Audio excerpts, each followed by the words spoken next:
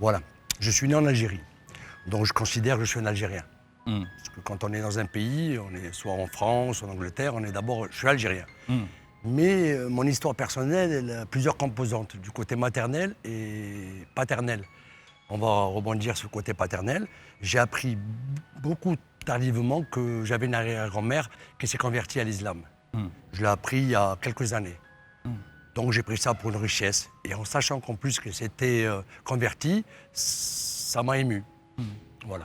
Et votre arrière-grand-mère, elle a quand même, elle a fait, je ne sais pas si on peut appeler ça un sacrifice, mais quand même son acte était très courageux à l'époque.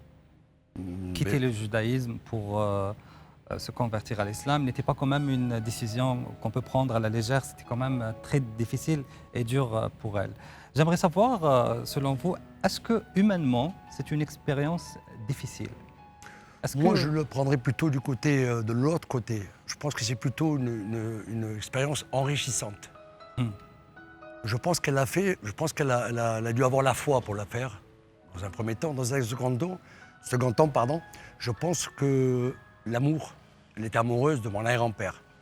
Donc je pense que tout ça conjugué a fait qu'elle a pris la sage décision pour moi de se convertir. Voilà.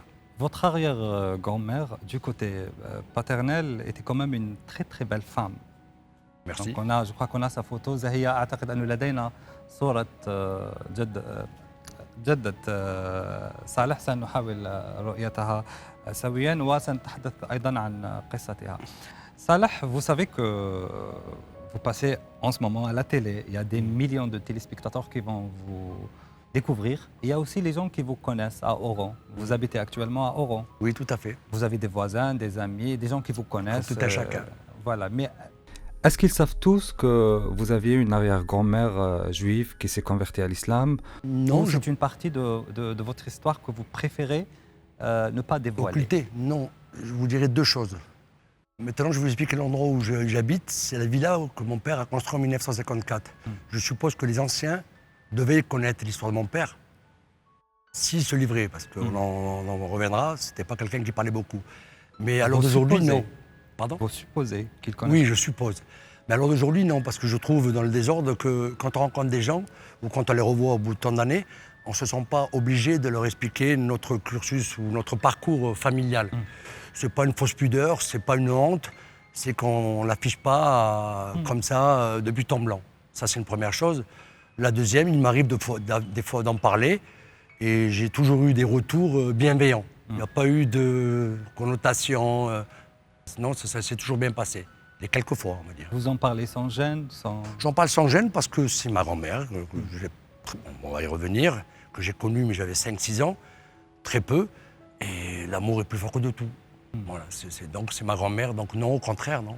Au contraire, je suis respectueux vis-à-vis d'elle.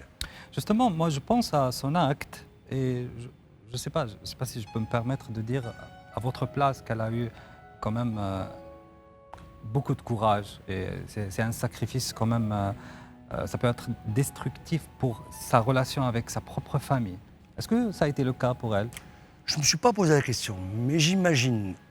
C'était dans les années, on va dire, elle est née en 1800, imaginez. Je pense qu'en Algérie, une époque avant l'indépendance, nos communautés, les communautés différentes, je pense, hein, ça n'appartient qu'à moi, elles étaient beaucoup plus tolérantes. Elles acceptaient peut-être plus l'échange ou même la conversion. C'est après que ça s'est un peu dégradé. Il est fort possible aussi qu'elle a pu être répudiée par les membres de sa famille. Mais j'en sais pas plus, je fais des recherches, donc c'est le statu quo. Mais j'ose espérer qu'elle a été complètement heureuse avec, comme vous avez dit, le courage de s'être convertie par amour et par conviction certainement aussi. Elle avait aussi un nom juif, complètement juif. Après, elle a eu Mazel Tov Bitoun, c'est bien juif. Vous pouvez le répéter s'il vous plaît? Mazel Tov, son prénom, et notre famille Bitoun.